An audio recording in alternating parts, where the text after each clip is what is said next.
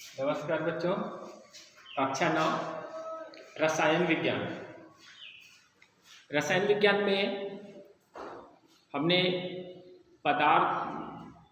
शुद्ध पदार्थ की बात चल रही है, जिसमें हमने विलयन के बारे में बात की थी पिछले वीडियो में।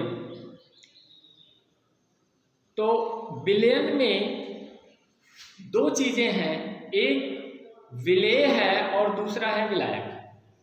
यानी कि विलायक क्या, जिसमें कोई चीज घोली जा रही है। विलेय क्या है, जो किसी में घुलता है। अब यहां बात आती है कि ये जो विलयन है ये किस प्रकार का है। विलयन के प्रकार की बात हमने करी थी।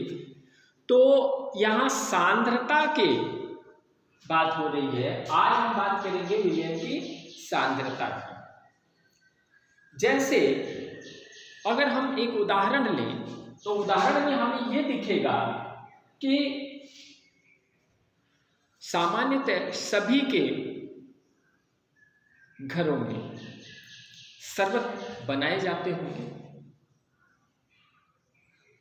वहां पर जल में हम शक्कर को, चीनी को घोलते हैं। अब देखें कि वहां पर जल क्या है, विलायक है, और शक्कर, चीनी जो है वो क्या है, विलेय है।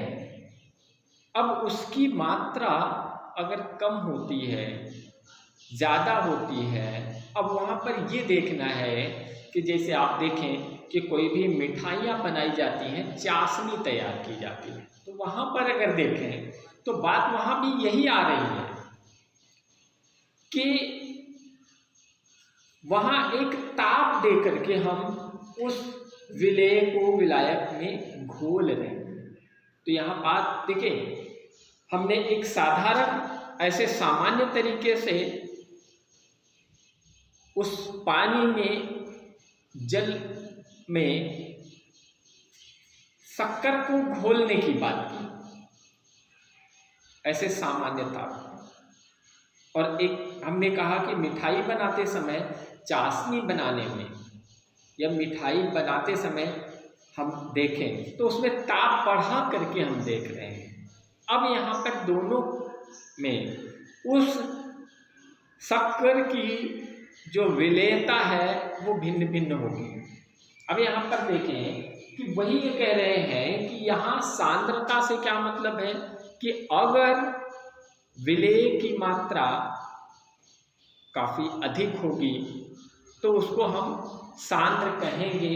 यानी कि सांद्र के लिए हम क्या कह सकते हैं कि जिसमें विलायक की मात्रा, ऐसा विलयन जिसमें विलायक की मात्रा विलेय की तुलना में कम या लगभग समान हो, उसको हम सांद्र कहेंगे। लेकिन उससे कम मात्रा अगर होगी, यानी कि विलायक की मात्रा से मात्रा कम होगी, तो उसको हम तनु विलयन कहेंगे। दूसरा, अगर हम ये कहें कि देखिए संतृप्त होने की बात कब आएगी कि एक निश्चित ताप पर और अधिक विलेय को विलायक में घोला नहीं जा सकता, यानी कि विलयन में और विलेय की मात्रा नहीं घोली जा सकती है, उसको हम कह सकते हैं कि संतृप्त विलयन है। क्या है, संतृप्त विलयन है।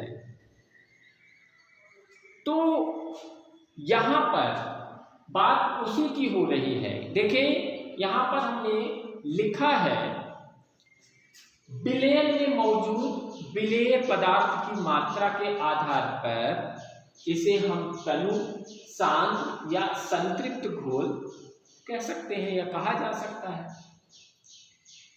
अब देखें इससे क्या मिल रहा है हमें कि अब यहाँ वही जो चीजें अभी हमने आपको बताई उसी को हम यहाँ पर देख रहे हैं कि क्या कह रहे हैं, किसी निश्चित तापमान पर, तापमान की बात कही कि किसी भी निश्चित ताप पर, चाहे जो भी ताप हम रखें, या तो उसको हम ऐसे सामान्य रूम टेम्परेचर यानी कि कमरे के ताप पर उसको घोल को तैयार कर रहे हैं, या फिर उसका ताप बढ़ा करके कर रहे हैं, तो वहां पर ये कह रहे हैं कि कोई एक निश्चित ताप हमने किसी निश्चित तापमान पर उतना ही विलेय पदार्थ घुल सकता है जितने की विलयन की क्षमता होती है। अब यहाँ पर कह रहे हैं कि उसकी एक क्षमता निश्चित है कि इतने ही मात्रा को वो घोल पाएगा, घोल सकता है।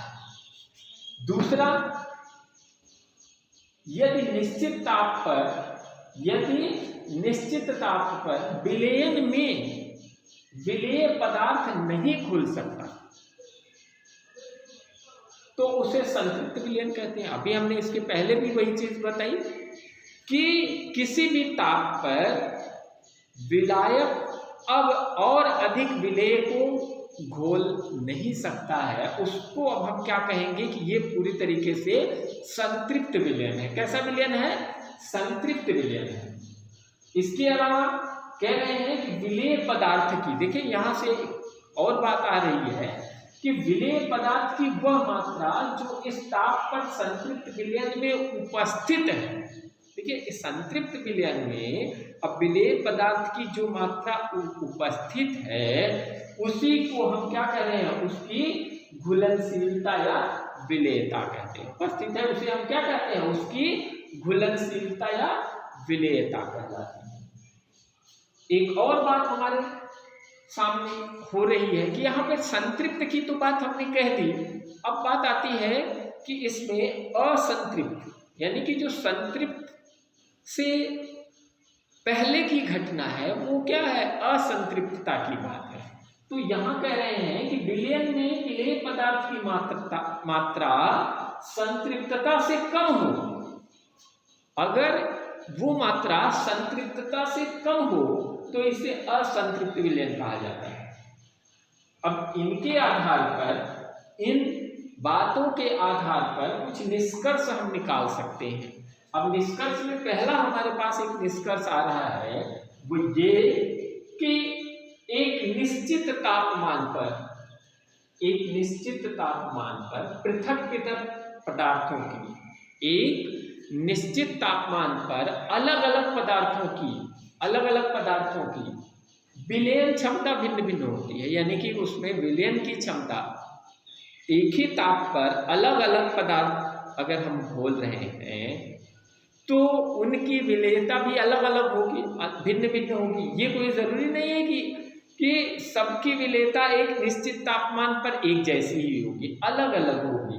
दूसरा कह रहे हैं कि विलायक की मात्रा, अब देखें विलायक की जो मात्रा है वो द्रव्यमान अथवा आयतन, अगर मात्रा को हम किस में ले रहे हैं, या तो हम द्रव्यमान में लेंगे या फिर आयतन में लेंगे।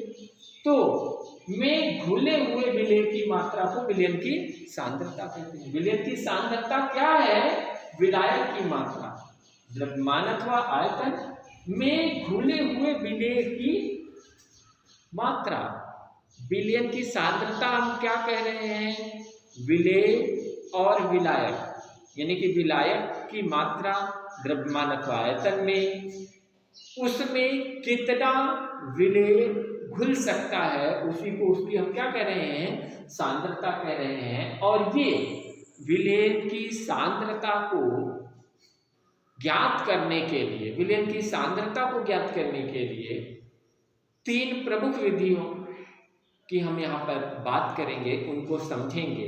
कि देखिए विलयन की सांद्रता दर्शाने की तीन प्रमुख विधियां हमारे पास क्या कह रहे हैं कि इसमें द्रव्यमान, विलयन के द्रव्यमान का प्रतिशत को हम कैसे निकालेंगे।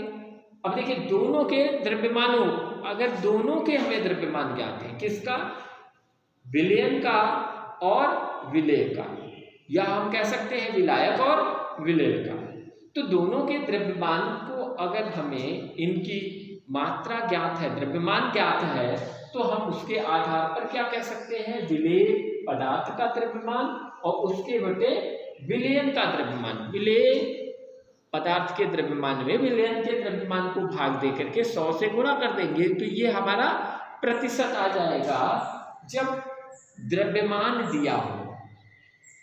दूसरी, द्रव्यमान और आयतन दिया हो। अब इसमें क्या, विलेय का द्रव्यमान दिया है और विलयन का आयतन दिया है, तब हम देखें उसके आधार पे क्या करेंगे। विलेय के द्रव्यमान में विलयन के आयतन का भाग दे करके 100 से गुणा कर देंगे तो ये हमारा उसका प्रतिशत आ जाएगा। तीसरी विधि जो है वो विलयन के आयतन और विलेय के आयतन का जो है उसका प्रतिशत अगर निकालना है तो यहाँ पर हम क्या करेंगे, विलेय का आयतन, क्योंकि आपने देखा कि विलयन हमारे ये कई तरीके के हैं, ठोस का, द्रव के साथ, द्रव के साथ भी है, द्रव का द्रव के साथ। तो यहाँ पर दोनों ही द्रव हैं तो दोनों को हम किसमें, आयतन में भी ले सकते हैं। तो यहाँ पर कह रहे हैं विलेय का आयतन और विलयन के आयतन का जो अनुपात है उसमें हम 100 से गुणा कर देंगे तो ये हमें विलयन, ये प्रतिशत पता चल जाएगा। ये तो थी विलयन की सांद्रता के बारे में। अब यहाँ एक हम उदाहरण लेते हैं, उस उदाहरण के आधार पर हम देखते हैं कि ये विलयन की सांद्रता हम का प्रतिशत कैसे ज्ञात कर पा रहे हैं। देखिए एक उदाहरण हमने यहाँ पर लिख रखा है कि एक विलयन के 320 ग्राम विलायक में, विलयन में 320 ग्राम विलायक है और ये विलायक जल है में 40 ग्राम नमक विलेय है। अब क्या कह रहे हैं कि इसमें 40 ग्राम नमक विलेय है, तब हमें विलयन की सांद्रता ज्ञात करनी है। अब यहाँ पर इस उदाहरण में देखें तो दोनों के द्रव्यमान दिए हुए हैं। यहाँ विलायक का द्रव्यमान कितना है, 320 ग्राम, विलायक का द्रव्यमान है 320 ग्राम और विलेय का है 40 ग्राम।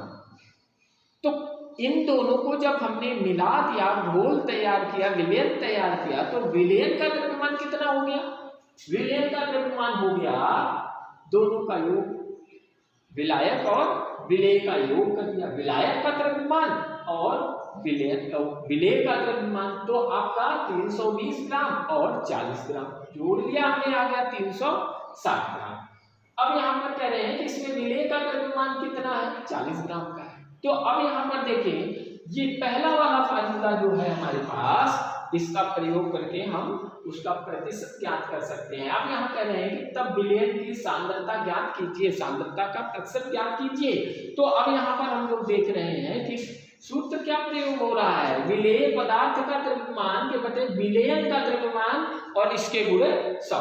तो यहाँ देखें कि हमने वही लिखा कि विलयन का द्रव्यमान प्रतिशत सांद्रण ये किसके बराबर है, तो यहाँ देखिए विलेय पदार्थ का द्रव्यमान कितना है 40 ग्राम और विलयन का द्रव्यमान कितना है 360 ग्राम। तो यहाँ पर हमने लिख दिया और इसके गुणे 100, तो इसको काट दिया तो देखिए ये 0 0 से और 4 9 36, 100 के बटे 9 आया, यहाँ 100 के बटे 9।